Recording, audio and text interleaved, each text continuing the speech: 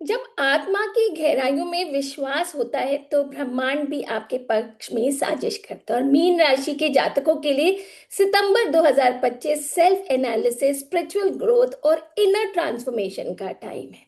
यह महीना आपको अपने भीतर झांकने और जीवन के विभिन्न पहलुओं में ना बैलेंस स्थापित करने का अवसर प्रदान करता है। तो चलिए आगे बढ़ते हैं और जानते हैं कि ग्रहों की स्थिति क्या रहेगी। देखिए, गुरु मिथुन राशि में है, चौथे भाव में स्थित है, जो डोमेस्टिक हैप्पीनेस, प्रॉपर्टी और मेंटल पीस पर प्रभाव डालते हैं। वहीं पर शुक्र 14 सितंबर तक कर्क राशि में है, पंचम भाव में, फिर 15 सितंबर से सिंह राशि में और षष्ठम भाव में प्रवेश करेंगे। वहीं सूर्य 16 सितंबर तक सिंह राशि में है, षष्ठ भाव में, और 17 सितंबर से कन्या राशि में यानी कि आपके सप्तम भाव में प्रवेश करेंगे। बुध 14 सितंबर तक सिंह राशि में और फिर छठे भाव में, 15 सितंबर से कन्या राशि में सप्तम भाव में प्रवेश करेंगे। राहु कुंभ में है और आपके यानी कि 12th हाउस में स्थित है, और केतु सिंह राशि में आपके छठे भाव में स्थित है। वहीं पर शनि मीन राशि में प्रथम भाव में वक्री अवस्था में स्थित है। और आखिर में बात करें मंगल की, तो देखिए 13 सितंबर तक कन्या राशि में है यानी कि आपके 7th हाउस में, और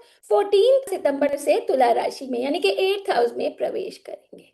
तो चलिए जानते हैं एक एक करके हर एक क्षेत्र के बारे में। सबसे पहले करियर देखें तो सितंबर का महीना करियर के पॉइंट ऑफ व्यू से मिक्स रिजल्ट देने वाला है। गुरु का चौथे भाव में होना डोमेस्टिक एनवायरनमेंट में ना शांति और बैलेंस लाएगा, जिससे वर्क प्लेस पर भी पॉजिटिव इफेक्ट पड़ेगा। हालांकि शनि का प्रथम भाव में वक्री स्थिति सेल्फ एनालिसिस और सेल्फ करेक्शन की आवश्यकता को दर्शाती है। 15 सितंबर के बाद बुध और सूर्य के सप्तम भाव में प्रवेश से पार्टनरशिप और कोलैबोरेशन के नए अवसर मिल सकते हैं। यह समय टीम वर्क और नेटवर्किंग के लिए फेवरेबल है। इस टाइम पर ना वर्क प्लेस पर आप लोगों को धैर्य और संयम बनाए रखना होगा। कलीग्स के साथ कम्युनिकेशन में क्लैरिटी रखें। अब बात करें बिजनेस के, तो बिजनेस के पॉइंट ऑफ व्यू से ना ये महीना कई पार्टनरशिप और कॉन्ट्रैक्ट्स के लिए फेवरेबल है। शुक्र का पंचम भाव में होने से ना क्रिएटिविटी और इनोवेशन में वृद्धि होगी। हालांकि केतु का 6th हाउस में स्थिति से कंपटीशन और ओपोजिशन का आप लोगों को सामना करना पड़ सकता है। 15 सितंबर के बाद शुक्र का 6th हाउस में प्रवेश से बिजनेस एक्सपेंशन में ना वृद्धि हो सकती है, इसलिए अपने फाइनेंशियल प्लानिंग में सावधानी बरतें। देखिए, इस टाइम पर न्यू इन्वेस्टमेंट से पहले ना पूरी जांच पड़ताल करें। पुराने ग्राहकों के साथ अपने संबंधों को मजबूत करें। अब आगे बढ़े फाइनेंस और इन्वेस्टमेंट की। देखिए, फाइनेंशियल पर्सपेक्टिव से ये महीना बैलेंस बनाए रखने का है। गुरु की चौथे भाव में स्थिति से प्रॉपर्टी से रिलेटेड आप लोगों को लाभ हो सकता है। हालांकि राहु का 12th हाउस में स्थिति से अननेसेसरली एक्सपेंसेस में वृद्धि हो सकती है। देखिए, ऐसे में ना बजट बनाएं और अननेसेसरली एक्सपेंसेस से बचें। इन्वेस्टमेंट के लिए एक्सपर्ट की सलाह लें। अब आगे बढ़ते हैं और बात करते हैं यात्रा की। देखिए, यात्रा के पॉइंट ऑफ व्यू से ये महीना मिक्स रिजल्ट देने वाला है।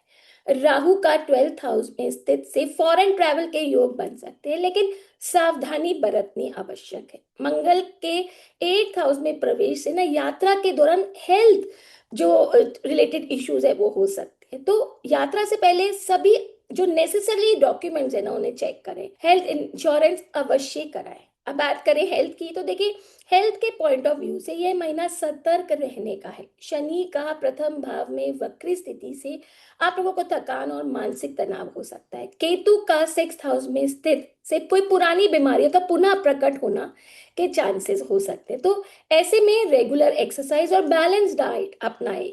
योगा और मेडिटेशन इस टाइम पर आप अभ्यास करें, फायदा होगा। अब आगे बढ़ते और बात करते हैं स्टूडेंट्स की। तो देखिए, शिक्षा के क्षेत्र में ना ये महीना विद्यार्थियों के लिए फेवरेबल है। गुरु के चौथे भाव में स्थिति से आप लोगों का जो कंसंट्रेशन है और जो मेमोरी पावर है उसमें वृद्धि होगी। हालांकि राहु का 12th हाउस में स्थिति से ना कई बार ध्यान भटक सकता है। तो अध्ययन के लिए टाइम टेबल बनाएं और उसको फॉलो करें। और हाँ, डिजिटल डिवाइसेस से दूरी बनाए रखें। अब बात करें रिलेशनशिप, फैमिली और लव लाइफ की। देखिए, रिलेशनशिप के पॉइंट ऑफ व्यू से ये महीना सेंसिटिविटी और अंडरस्टैंडिंग का है। शुक्र के 5th हाउस में होने से प्रेम संबंधों में मधुरता आएगी। हालांकि केतु का 6th हाउस में स्थिति से फैमिली डिस्प्यूट्स हो सकते हैं। तो ऐसे में अपनी कम्युनिकेशन में क्लैरिटी रखें और दूसरों की फीलिंग्स का सम्मान करें। पुराने विवादों को सुलझाने का प्रयास करें। अब आगे बढ़ते हैं और जानते हैं रेमेडीज के बारे में। देखिए, बुधवार को हरे रंग के वस्त्र पहने और गणेश जी की पूजा करें। वहीं पर शुक्रवार को माँ लक्ष्मी की पूजा करें और गुरुवार को पीले वस्त्र पहने और केले के पेड़ की पूजा करें। यात्रा से पहले हनुमान चालीसा का पाठ अवश्य करें। आप लोगों का लकी कलर और लकी रंग है इस बार, लेकिन रंग है हल्का नीला और शुभ अंक है 3। तो मीन राशि वालों, देखिए सितंबर 2025 के लिए ना सेल्फ एनालिसिस, बैलेंस और आत्म विश्लेषण, संतुलन का महीना है। सितंबर 2025 मीन राशि वालों के लिए ना सेल्फ एनालिसिस, बैलेंस और पेशेंस का ये महीना है। देखिए, करियर और व्यापार में नए अवसर मिलते दिख रहे हैं, लेकिन धैर्य और समझदारी आवश्यक है। वहीं पर स्वास्थ्य और फाइनेंस मामलों में सतर्कता बरतें। रिश्तों में कम्युनिकेशन और समझदारी से मधुरता बनाई रही। याद रखिए, आत्मा की गहराइयों में विश्वास और ब्रह्मांड की शक्ति से कोई भी लक्ष्य असंभव नहीं है। यदि ये राशिफल आपको उपयोगी लगा हो तो कृपया वीडियो को लाइक करें, अपने विचार कमेंट में साझा करें और चैनल को सब्सक्राइब करना ना भूलें। नमस्कार।